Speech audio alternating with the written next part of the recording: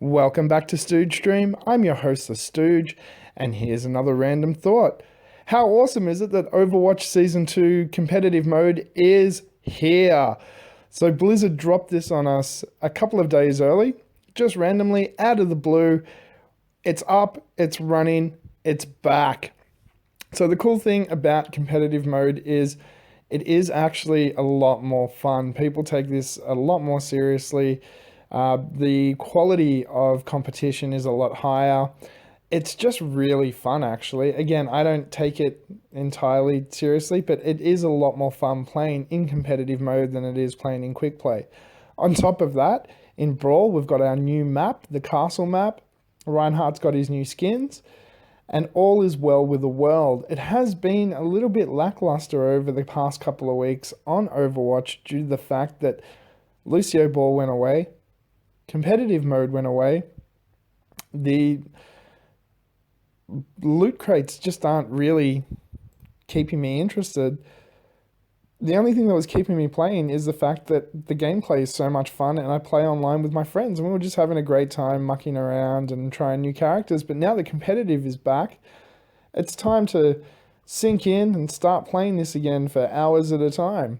Get your rankings, get your new competitive points again so you can get those legendary golden weapons. I'm really looking forward to actually getting some golden weapons with a couple of characters. So far, I've won 2 out of the 3 placement matches, so hopefully I get ranked. Look, I hope I win 5 out of 10, get ranked somewhere in the middle, because that's about where I am. I'm not the best player in the world, but I'm not the worst either. I don't want to be grouped with the really, really low ranked guys, because it's just not fun.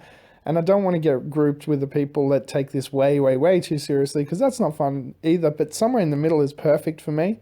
Lots of fun playing people in that sort of, we take it seriously enough because we're good at the game, but not so seriously that our life depends on it. That's kind of where I want to get ranked. I like the ranking system as well. The fact that you have to play 10 games before you get ranked. It means that you have to actually try. You actually have to put some effort into those 10 games at the very least so you get ranked somewhere well. Hopefully the rewards are better this time around. I mean, I think I ended up somewhere around level 50 and all I got was the icon, a player icon. A friend of mine was somewhere over 60. He got a player icon as well. But then people that were in the high levels got actual decent stuff. I hope the rewards are actually worthwhile this time around for competitive. That was a bit of a letdown at the end of the last competitive season, having put all of those games in and all of that effort, being told that we are going to get something for it and getting something just so lackluster and boring. Hopefully this time around there's, I don't know, maybe a competitive skin that we'll receive if you're over a certain level, or something. Just something would be good for the effort that we're putting in. Also, on top of that, I really like the actual grouping system. So in competitive, it does group you quite well based on your level. Now, the way it works is once you're all ranked, so when you're unranked, it just throws all unranked people together, so on and so on. But when you do become ranked, it tries to balance out team levels. So, for instance, let's say our team altogether averages out at level 45. Well, it'll try and balance out the other team so it all averages out to level 45 as well, meaning that it's going to group players together in around the same level, which I think is really good. Like, it's in some other games when you just randomly grabs people and puts them together and sometimes the balance isn't there, it just becomes really unfun when you are maybe a middle range player or a lower range player and you just want to jump on and have a good time. And you can't because you've got people that have put 4,100 hours into the game, are level 200 billion, and have absolutely everything and just hammer you into the ground. And that's not fun. So I think Blizzard has done a really good job of, once you get your ranking, it actually tries its best to keep you with people around your level. So yeah, you will get better, obviously, by playing more and more and more of any game, you get better. But at least you'll be playing with people around your same level, so it never feels unfair. That's something I think they've done really well with the balance of this game overall. I think as far as the actual character balances themselves, they've done a great job of not making anything feel unfair. Even for instance, when I'm using Diva, Tracer is a character that I just can't really do that much to. Most of the other characters, I've got a defense or an offense for, but Tracer just moves around too quickly for Diva, who becomes stationary when she starts firing.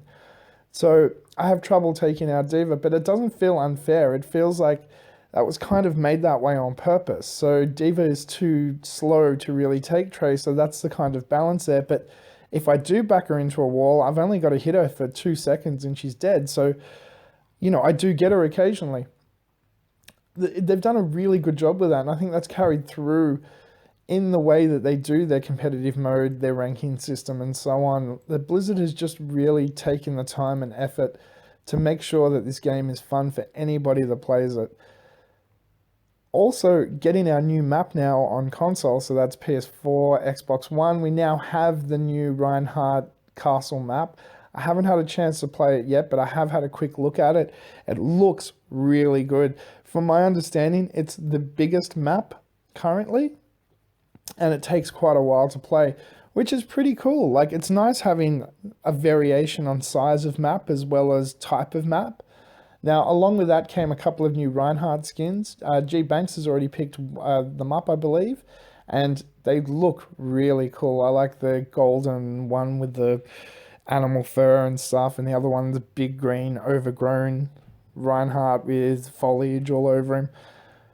That's awesome, but as I've said before, my concern is that when competitive seasons end, and there's no new characters on the horizon, there's no new stuff, it gets a bit boring. So I think Blizzard really needs to think about releasing a lot more skins for characters, maybe not only golden weapons, but platinum, something else to work towards.